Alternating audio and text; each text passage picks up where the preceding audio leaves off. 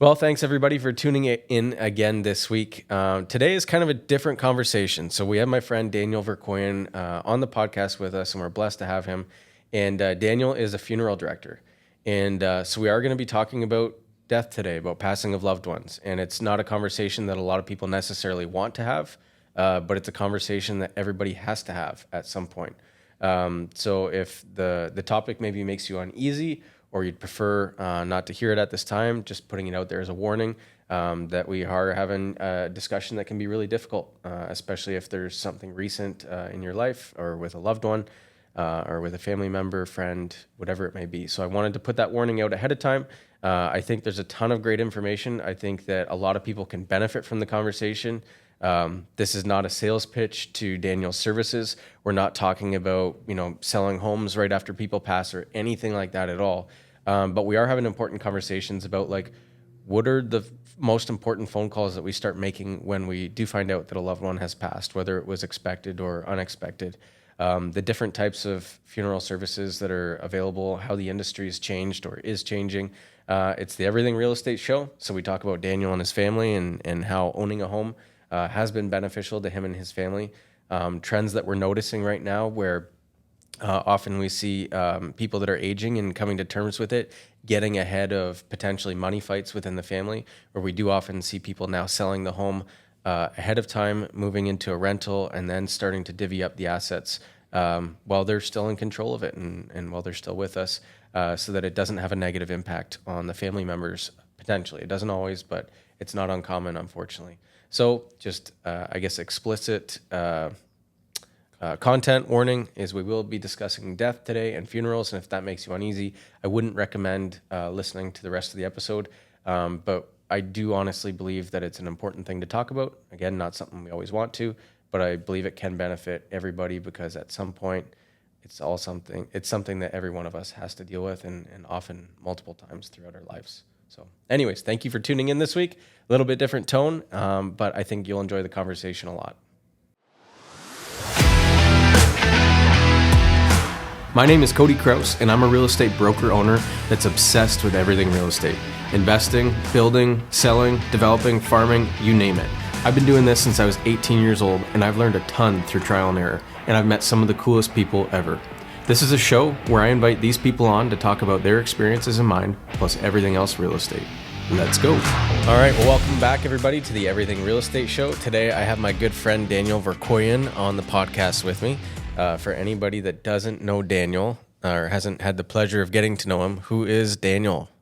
Well, Daniel is Cody's friend, also husband of Audrey, my beautiful wife, and I have 2 little girls. And I love my family, I love the Lord, and I love what I do. And what do you do? Well, first of all, I got to preface this by saying that I found it unusual to come onto a real estate podcast, but I'm happy to be here, and I'm excited to see where this goes. I'm a funeral director. Okay. Some would call me a mortician or an undertaker as well. I like the undertaker just because of the wrestler. Yeah. Why did you want to become a funeral director? Well, I was praying about what to do with my life. I think as a career, we spend so much time in our work on a daily basis, and that's a big chunk of our life. So I wanted to do something that I felt was very meaningful. Yep. And then funeral services came up, which I thought was weird. But then I actually kind of volunteered and checked it out and found out I really loved it because I was able to potentially make maybe the hardest time in someone's life a little bit more easy, a little bit more bearable by showing them compassion and care through it. So that's why I do what I do. Cool. Yeah. I love that answer. So outside looking in, okay, weird guest. Not that Dan's weird, but maybe the funeral director would be weird to have on a podcast. But I actually see it as really topical. A big part in the real estate industry, what we deal with is the not fun part that nobody talks about. Everybody talks about, buying the perfect dream home, building the cool custom home, or buying the investment property or things like that. But the ugly reality is we deal with a lot of death and divorce. Mm-hmm. You've said that before, which is interesting. Yeah, happens good market, bad market, indifferent. And I don't think people generally like to strike up conversation about death, right? Nobody No. is looking forward to having all those difficult conversations. I think my theme of this year, if I had to give it one, is the longer we wait to have the difficult discussion, the more difficult the discussion becomes. So why not proactively have it, right? Yeah. And I mean, I think it's something as simple as a will. Everybody knows everybody should have a will. Yes. But we always put it off. I have an unread email right now from my lawyer from like a year and a half ago that was, hey, Cody, we need to update the will. Some things have changed in your life since we did the first one, right? Like, I'm like, yeah, I should really get around to doing that. And the next time I see it, I'm like, oh, I finally got my inbox empty again. Yeah. I got to leave that one, though. I don't feel like doing that this week. We do really appreciate it because a good funeral director who wants to keep their license will always ask if there's a will. Yep. Because we are responsible to the person in charge. That might not be the spouse. That could be the neighbor who's executor on the will. So I need to find out, does that person have a will? Yeah. And so... Because you might actually be talking with the wrong person if you don't know. Absolutely. And if the wrong person gives me permission for the final disposition of this person, even if everything seems like it should line up, but if there's a will and it says that someone else is in charge, the funeral home can be in big trouble. No kidding. Yeah. Yeah. Like, so normally you think, okay, next to kin. So whether it's You'd think so. kids, spouse, whatever. But And we do have to take someone's word for it at times, because if the lawyer needs or is out of town, they do that sometimes, and you're not able to get a proof of the will. Someone has a copy, they bring in a copy, and you say, well, this isn't the original, but and you ask that person, and they tell you what we assume is going to be the truth. yeah. And for the most part, it's legit and it works. But yeah, you just hope that people are being honest, and you look at the will, and that's the be all. If someone doesn't have a will, then there's a legal hierarchy to who's next of kin. Makes sense. Yeah. And I mean, you might not even know that there's a will that exists too, right? Right, and they might not even. So I'm going through, I just finished the second time Financial Peace University, or a Canadian rendition of it. Okay. And obviously the basics of it are, don't buy things with debt, pay down as much debt as you can, don't buy things you can't afford. Dave Ramsey. Yeah. You should have him on here. I wish I could get Dave Just on. give him a call. I mean, he can get like presidential candidates on. Shoot for the stars, Cody. Yeah. Well, okay. I'll give Dave a call after we're done today. Sounds good. And so it's reducing expenses where they're not necessary is one of his big things, but he never says like skimp on necessary expenses. And so one thing that he coaches people through, even when they're going through like times in their life when they're trying to figure out which debt to pay off and which one to pay off first, or, does it make sense to have a mortgage or only have a paid for house, all those things, whatever. He talks about some basics like, okay, let's get that, emergency fund in place, but then spend money. And don't take the cheapest option, but spend money on things like life insurance, on a will, all that kind of stuff. Because you can have this grand plan for how my financial future is going to look, and I'm going to put it all together. Right. But just because we have a plan doesn't mean that's how it's going to come together, right? My car guy, the guy who fixes my car, told me the other day, because he goes, Daniel, your tires, you kind of cheaped out. I was like, yeah, they're a good price. You know me. I'm a little bit like that sometimes. I try to get a good value, but every once in a while I can skimp out on certain things. And he goes, sometimes the cheapest is not always the least expensive, because you spend less, you end up getting a lot less and spending more because of that. So, okay. So on that note, we were just having a conversation, and it was about a family that you were helping, and this is common that they prearrange their funeral. Yes. So do you often see people in line with getting their will updated, making sure that they have a sufficient life insurance policy? Like, at what age are people prearranging funerals? Is any age the right age? Or? Yeah, I've prearranged someone younger than myself, and they weren't sick. They were. I think she had gotten a bit of a death benefit from a grandparent who died, and she goes, you know what? I'm going to need this. Everyone's going to need this. I'm just going to go in and prearrange my own service. So she came in, and it was a surprise. I was kind of looking for signs of sickness or something. And she goes, I'm totally healthy. And I was like, oh, wow. Not that it's my business. It doesn't make a difference. But yeah, she goes, I'm just preparing ahead of time because You're like, you're too proactive. well, no, this is really smart though, because Yeah, it is. so if she lives another 50 years, that money that she's invested into that pre-arrangement, it's her investment. It goes into trust. Where I work, we only deal with trust. Some other companies also deal with insurance products, but she invested that money into trust with the funeral home contract attached to it. So it's guaranteed that if she passes in 50 years and the funeral home's prices have quadrupled, Which is likely. yes, but let's say her money doesn't do so well in the trust and she makes whatever, a small percentage, and the cost of the funeral at the time of death is double the cost of what her money is in there. It's still covered. It's covered because it's guaranteed. If her money quadruples and the price at the funeral home doesn't change, the family gets a refund check for the excess interest that was made on that account. So they'll take the money that was invested in trust plus the interest and apply it to that day's cost of the services. Yeah. And if there's excess funds, the family gets them back because it's their investment. So it's all like it's in trust, which is good. So there's a whole regulatory body Definitely. surrounding that, but it's almost like an investment in a sense too, right? And it's an investment in something that you are going to need, right?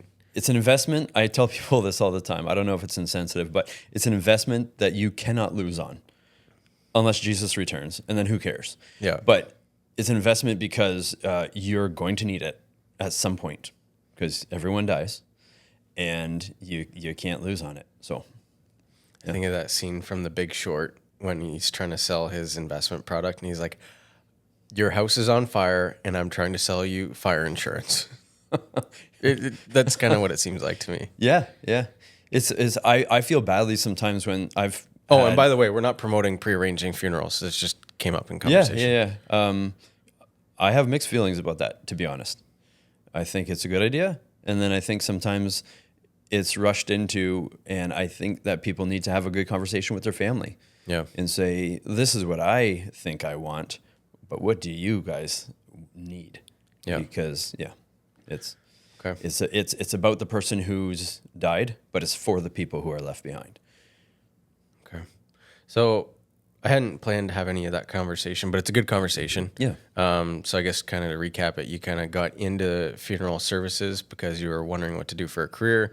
You saw an opportunity to help. You wanted to do something fulfilling, very vulnerable, tough time for people. So if I can help them through a tough time, that'd be fulfilling. We ended up talking about pre-arranging funerals, which wasn't on my agenda to talk about today. But to get back to that, you did answer, why did you want to become a funeral director? My next one is, this is really practical advice, not necessarily specific to real estate, but I'm sure anybody listening can benefit from this. What's the first thing that you should do, or what's the order of the first things that you should do when a loved one has passed? Well, it depends on where they pass and if it's an expected death or not. So Let's say it's expected it's expected and they die at home. I hope if it's expected and they've passed at home that they have palliative care in the home. So they have a doctor that's on board that's saying, okay, yes, this person is going to pass. There's a DNR on the fridge. Do not resuscitate. There's a nurse that's involved, not there for ending life, but there for when the life ends, so that the family doesn't have to call 911 and the ambulance come out and try to resuscitate. So if it's an expected death, I tell people regularly, make sure to have that chat with your doctor or your nurse and say, I want to pass at home. And then they'll set up the documentation. They'll have the expected death at home form in Ontario here, and then you just call the nurse. So and so, my loved one has passed. The nurse will come, pronounce the death, and then the nurse typically will call the funeral home. And a lot of times, The funeral home, the funeral home, whatever. So they've probably already chosen one if the death was expected. Most of the time, not all the time. Yeah, most of the time though. And typically in palliative care, the nurses will say, okay, you need to choose a funeral home. So if the passing was expected, whether it was death at home or Right. passing at the hospital or in hospice or whatever, first step is not call 911. Typically, Nope, we would have that that's right. certificate. Yeah, because But 911, you wouldn't call 911 definitely in hospital or hospice, but even at home, if it's an expected death and the forms are ready, then you don't have the ambulances with all the lights showing up and the fire trucks, and that's so unnecessary. You just want to. Most people want to be discreet and just say goodbye, have the nurse come. So that's, and I mean, hospice and hospital, they take care of all of that. those things too. Okay. Yeah. Now, unexpected. Yeah. So we don't have the paperwork filled out, obviously. Yeah. We don't have a nurse Right. and a doctor working with us. Is the first call 911? I would think so. Yeah. Okay. Yeah. You come in and you find your loved one. You believe they're passed. Sometimes it seems obvious, but you call 911. Yep. And then they'll typically, I've heard, I haven't experienced it personally, but they typically ask you to start resuscitation and that sort of thing, CPR. Even if you think no, clearly they'll still say, okay, this is what I want you to do. They have a due process. Yep. Yeah. And then the ambulance shows up, and then maybe the police, actually always the police will show up in that circumstance. And then typically once the ambulance says, okay, yes, if they can get vitals, they bring them to the hospital. If there's no vitals, then the police stay there, and then they call the funeral home. Okay. So then the family will be asked what funeral home do they want to use. And a lot of families, I mean, I don't know how they choose, but maybe It might just be the last funeral they went to. I was at Yeah. such and such, and yeah, it was nice. it seemed there. like they did a good job, so I'm going to call. Or in a rural town, there might only be one. Yep. So it's the first one that comes to mind. Yeah. Or they might find out later that there was a will or there was a prearrangement. Yes. So actually, that's a good question. If there's a prearrangement and nobody knows about it, they could pick a different funeral home and go and pay for the services. If they find out, later on, they're going through all the documentation, shoot, Dad had a funeral prepaid at this other funeral home, but we already paid this funeral home here. ABC funeral home we paid, and XYZ is where it was prearranged. They can just go to that funeral home and they get their money back plus the interest that was, because it's their investment. Okay. The money isn't supposed to go into the funeral home's account until the family comes to use the services. Now, at what point would you typically contact the loved one who passed their lawyer or their legal counsel through this process? I would say probably a lot of people are going to the lawyer's office shortly after they go to the funeral home, and depending on the day. And so they'll set up an appointment with me at 11 a.m. and they'll have an appointment with the lawyer at 2. And so they'll because they want to get the will, they want to make sure see who's in charge, and it really varies though. Sometimes they'll be like, oh yeah, we got an appointment next week with the lawyer. We're going to take care of everything. All right, no problem. I can call the lawyer as well, typically, and get them to release a will, and the lawyer wants a proof of death certificate from me. Okay.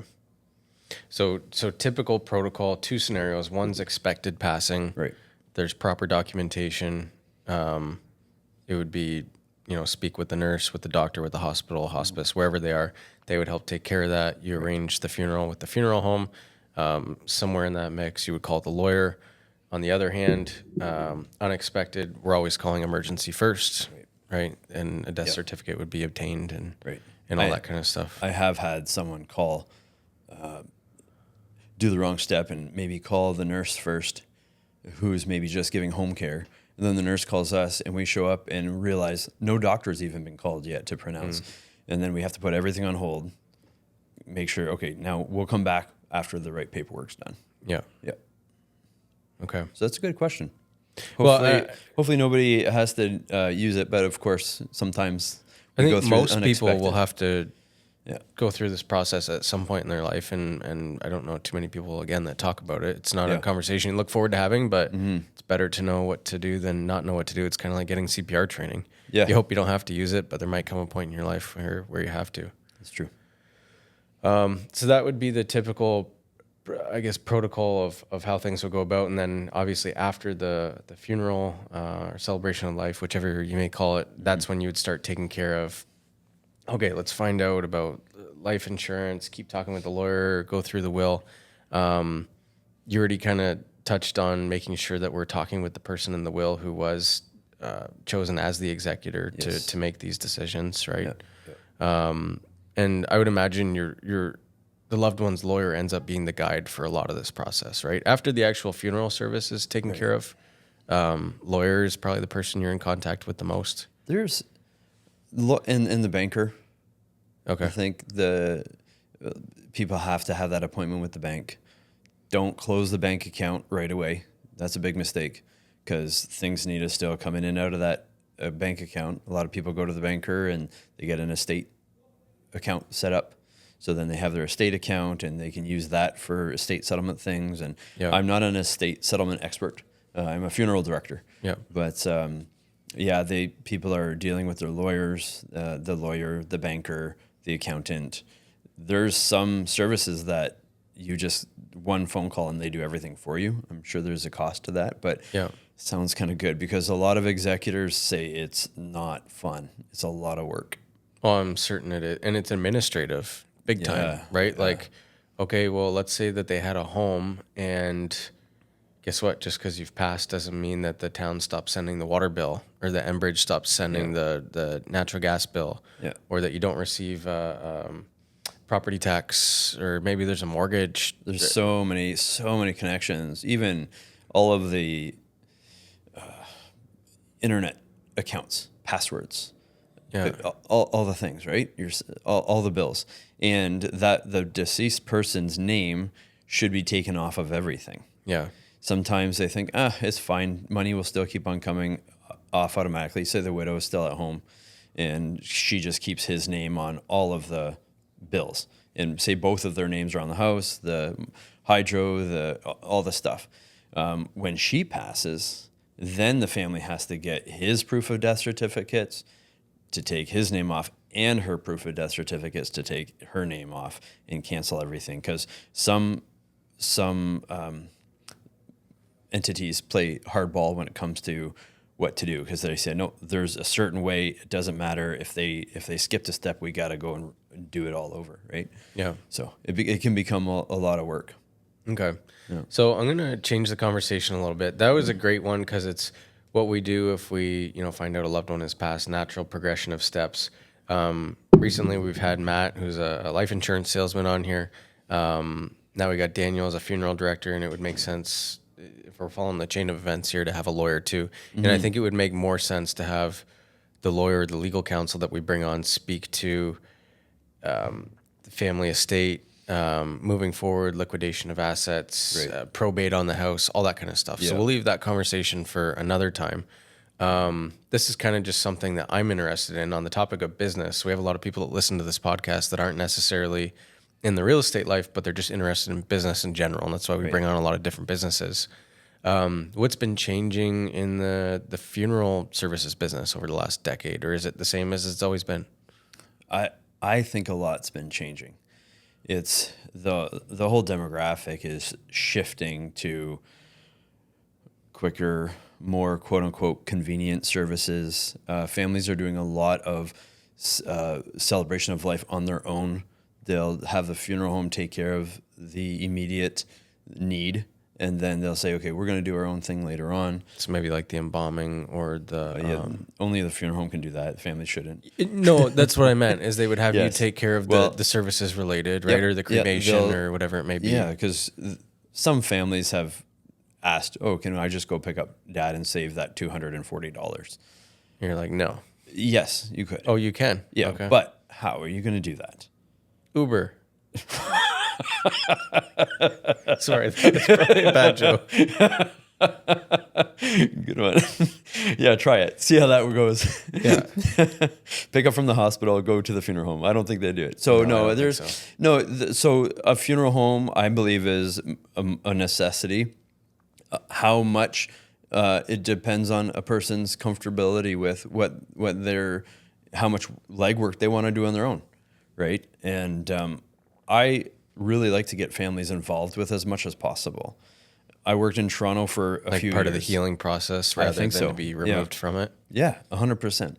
When I was in Toronto, we dealt with a lot of different cultures, and some of the cultures have the men come and bathe and dress their deceased loved one. And I thought that was a beautiful thing. And same with the woman, we'll take care of the woman. And I thought that was a beautiful thing because it's that hands-on caring for their loved one One last time. one last time. And they've been doing that for time since, Yeah. right? They've been doing that up to this point. Why not have them involved afterwards? Now, most people, or not most, a lot of other cultures would be very uncomfortable with that. But if that's part of the culture, I do think it can offer a good healing opportunity.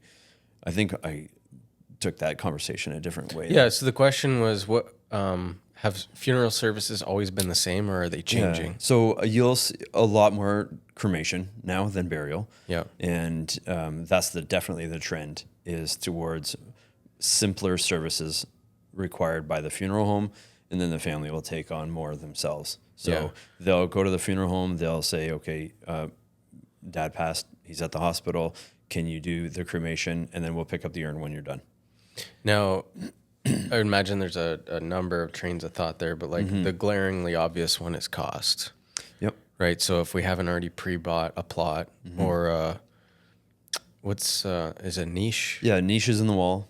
Yeah. Crypt is the full casket in the wall, and the plot is in the ground. Yeah. Some people will have a full plot and don't want to use it for a full burial. So typical cemeteries will allow you to do about 4 cremations in an empty full plot. Oh, okay. Yeah. So, yeah, I would think that the reason maybe you go towards that is often cost savings. I think it's oftentimes cost and convenience is what people are looking towards. Cost, convenience. They feel like traditional services are so exhausting.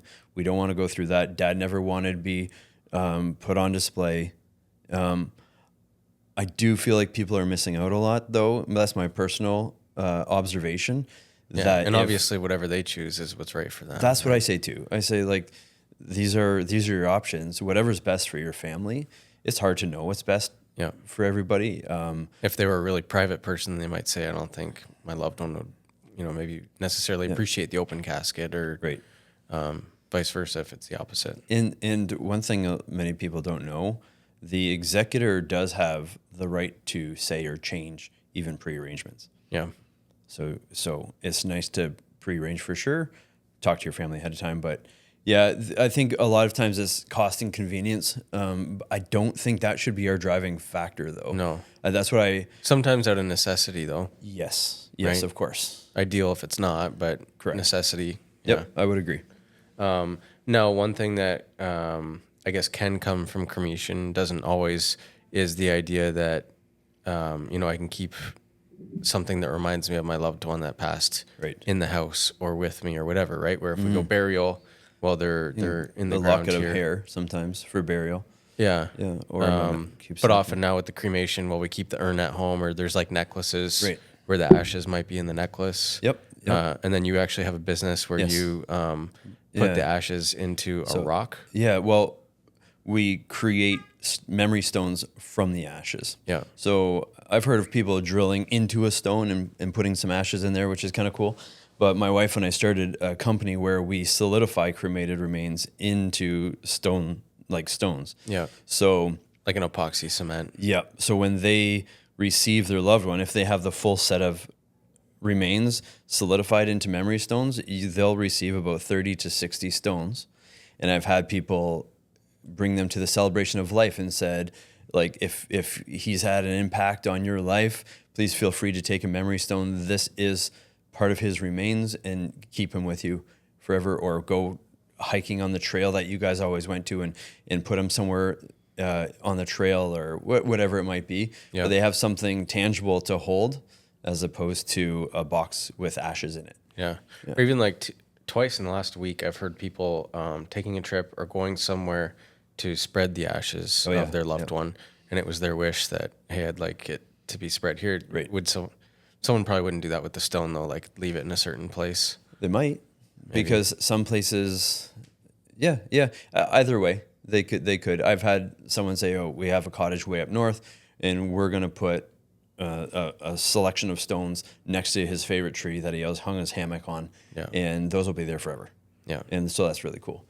Now, another thing that's changing that you've told me about is aquamation. Yes. What is that, and how is that different from cremation?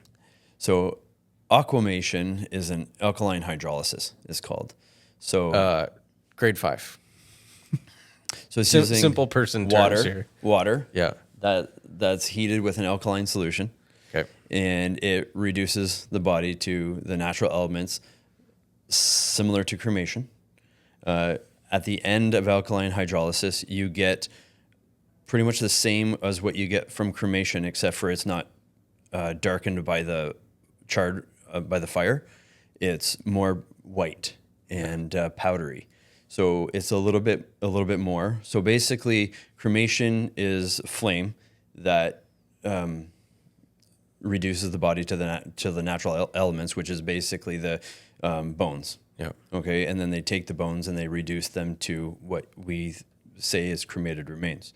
Alkaline hydrolysis uses the alkaline solution and the water, and then does the same thing.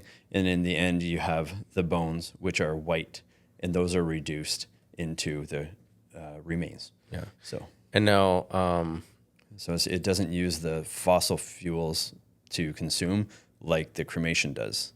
So that's the difference. and now something that you feel passionately about is that there should be different cost models for funeral services, right? Do you want to maybe speak to that a little bit? Yeah, I think because of your point earlier, where some people might forego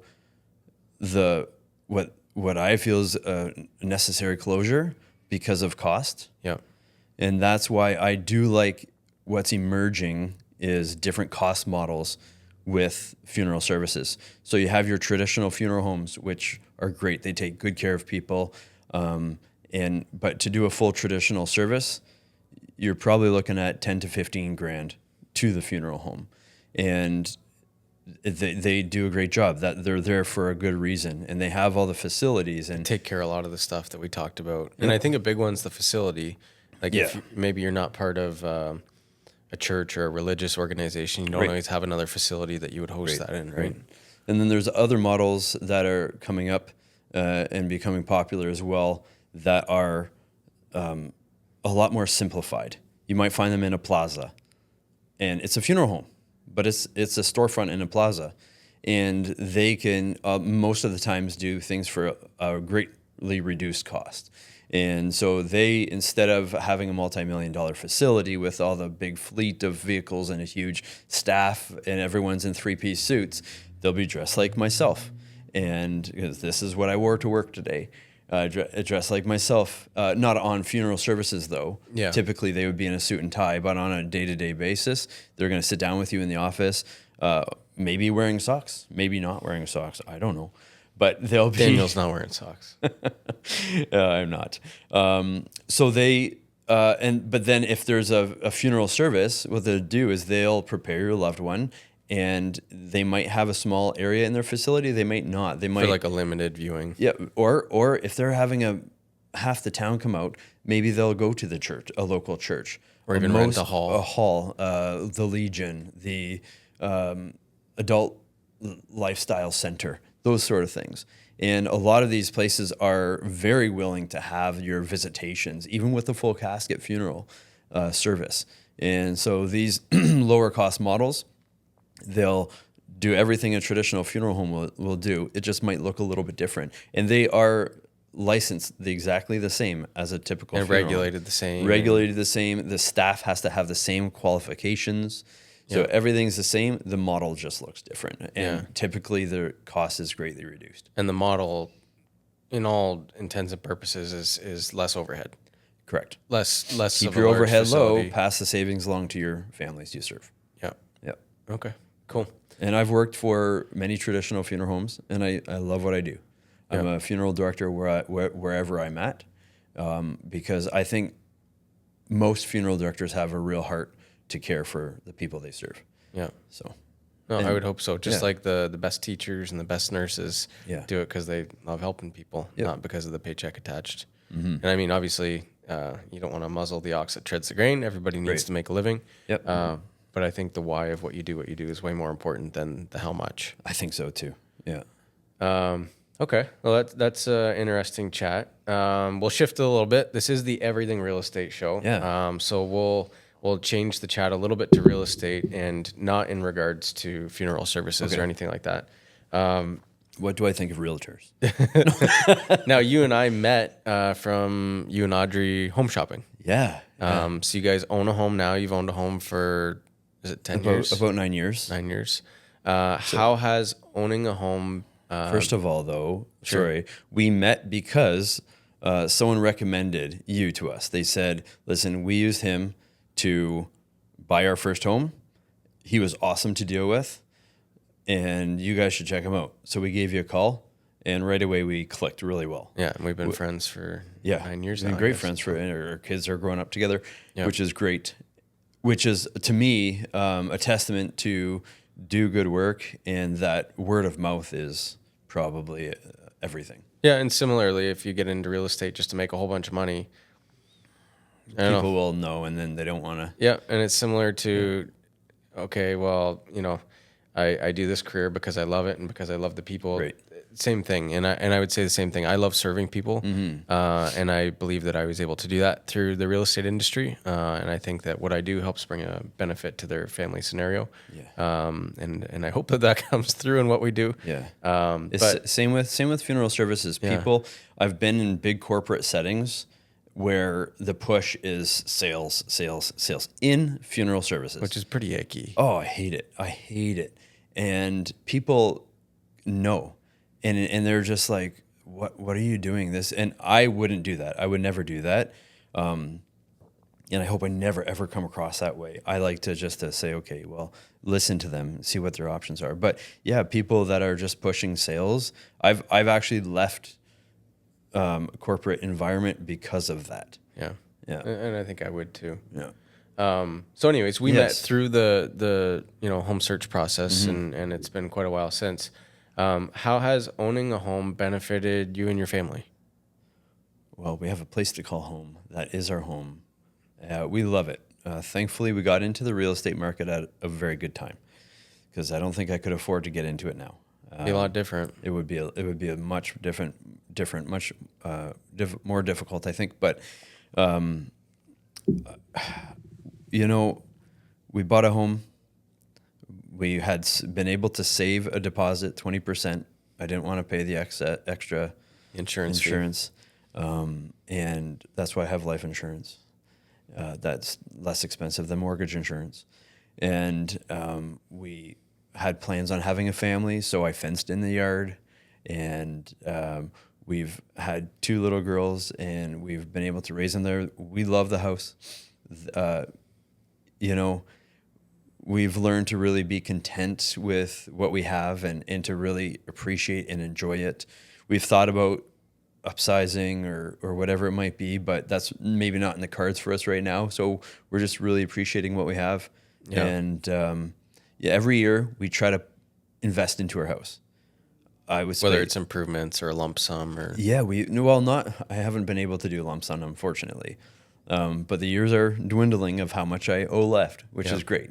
And I haven't taken more out to do improvements. It's like, okay, we have a little bit, let's do the driveway, because the old driveway was all busted up and nasty. Yeah. Okay, we have a little bit, let's do this. So every year we put some thousands of dollars into our house to continue making improvements. And that's where a good wife comes in usually and helps say, well, we need to do this, we need to do this, we need to do this. Yeah. Some things that I don't even see we need to do. And it's like, oh, you're right. And now looking back, it's like, yeah, we've kept on maintaining this house and trying to make improvements to it.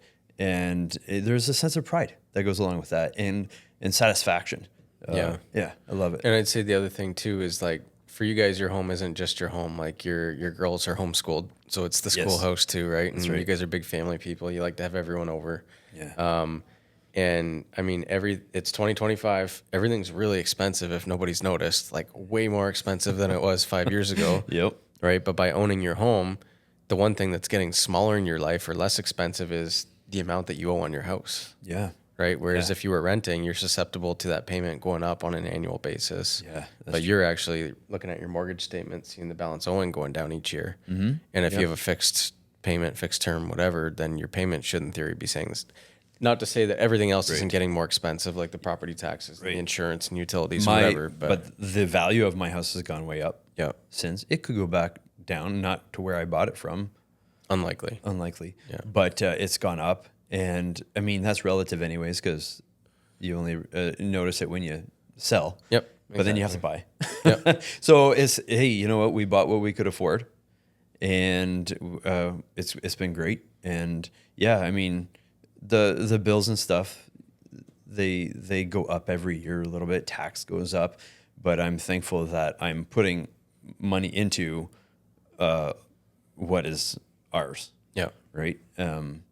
Because I've rented for years and years. I always got really inexpensive rent. Didn't have the best living conditions sometimes, but that was you didn't okay. want to pay to improve someone else's space. No, it was okay. I was single. I was just living off out of a little dresser and a bed. It didn't matter to me, right? But now I have a family, and it matters a lot. So owning a house is awesome. Cool. Yeah. Anything else you want to touch on? Floor's open. Maybe something we haven't covered that we should talk about. So, from your perspective, what does it look like when, okay, someone passes? Mm-hmm. Now you have families that fight. Unfortunately, it's really common. It's extremely common. I see it all the time, especially when money's involved. Yeah. Even if it's $200. So a trend we're seeing right now is parents get ahead of this, and once they realize that, hey, you know what, we've come to terms with the fact that we're aging, we might, well, and this is the case for you and me too, we might live 10 minutes, 10 years, or another 50 years, right? But they're closer. They're closer. Yeah. You know, maybe they're in the back third of their life. A lot of times what we're seeing now is they get ahead of the family fights, and they'll actually sell the family home, take the proceeds and put it into an investment, and then go rent a condo or an apartment. And the theory is, well, let's say that we have a paid-for home. It's worth $500,000. In theory, if we take that $500,000 and we put it into an investment, whether it's, let's say it's a GIC that's making 4%, right? That's $20,000 annually. If your rent's $2,500, well, you know, the rent might be $30,000 a year, but we're covering 2/3 of that just with the interest that's coming in from the GIC. Or maybe we put it in a mutual fund or a dividend earning index or individual stocks or whatever it might be. And they're going, okay, let's start blessing our family and our loved ones with this money now so that they can't fight about it when we're gone. We've already dictated what's going to happen to it and spelled it out and divided it evenly or however we wanted to.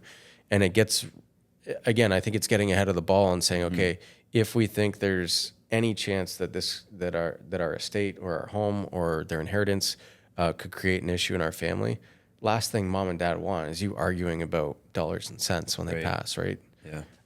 So a lot of times we see them getting ahead of it and moving into a rental, selling the home, and then they can divvy up the funds as they see fit so that there is no opportunity to argue about it when they pass. That's interesting. I think something that's happening now too is I've heard of people appointing, and I don't know if it's an estate trustee or if it's an executor that's employed by their financial institution, but I've actually seen financial advisors end up being and it's actually, I believe it's a division of services at the bank, like their wealth management division, where they would actually appoint an executor for you, and the bank handles the whole thing. Yeah, a lawyer's been an executor. Lawyers are often executors. Yeah. Which is very unbiased and just, okay, here's what it is. By the book. How do you argue with it? Well, I'm sure they try. Well, maybe. But anyway, so that's some things that we're noticing right now. What if they love their family home? They don't want to move until they die. Well, and then the children are fighting over whatever it might be, which happens often, and they want to sell. And isn't there some kids who just want to sell fast and just get the cash, and others who, well, no, we can get a lot more for it, so let's hold on. And there's those dynamics too that you deal with, right? I have relatives discussing this right now where a loved one has a very dated home, and the conversation is when they do eventually pass. Hope it's not anytime soon, but when Right, they yeah. do, what are we going to do with, like, they have no intentions of moving out of the home. So they've Right. come to terms with, it's probably going to be an expected passing in the home. It's still going to be owned by them and then into the estate. Do we fix it up before we sell it to maximize the investment and the benefit? And I mean, that's a generational blessing, right? From the parents to the children. Or do we just sell it as it is? And the motivations are going to be different, but I think just like you might hire a lawyer to go through the process, let's deal with the facts and logic. If we put 50 in, are we going to get 100 out? Right. Or are we just going to get 50 out? Well, So they should maybe even consult with the realtor and say, what do you guys think? sure, their lawyer, their realtor, and not to plug realtors. That's not the point of this whole conversation. But you guys But get an have opinion. pretty good opinions about what the value out of what you put in Yeah, can get I you mean, we out. don't want to see someone invest $50,000 in 6 months or 12 months Let's of their time. let's put in an in-ground pool and hopefully we get a return. Yeah, it's like, okay, well, you're dealing with a lot of other more important things.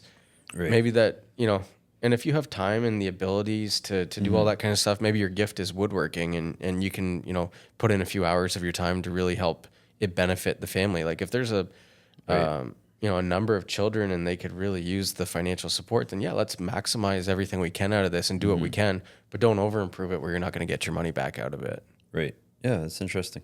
Right. So it's always if I invest $2, am I going to get 2 out? Because if so, there's no point. Right. If I'm going to get $3 out, it might be beneficial, but we got to weigh that against how much time it's going to take and would it benefit the loved ones more now or in a year if it's going to take us a year to make those improvements. Yeah. Well, interesting. I don't know. Can people follow you online? I know you have done some social things in the past with podcasts, Yeah. videos around the funeral service industry. Yeah. Well, thanks for asking. So I have a YouTube channel. I haven't updated in a while, but I think it has some really valuable information from guests that I've had. Yep. And it's called Conversations with Daniel, a Funeral Director. Okay. It's a mouthful, but it makes sense.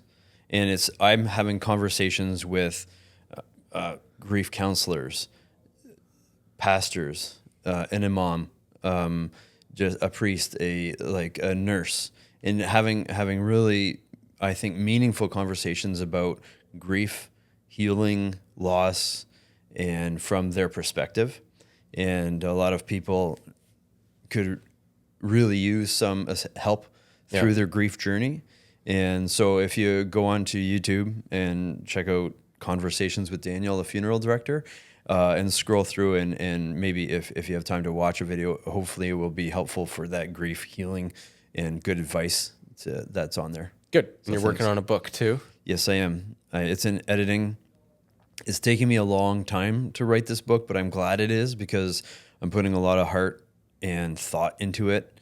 I don't know what it's going to be called yet. Probably something healing through loss, but I'm editing. It's gone through the editor, and I'm doing all the homework now to bring it up.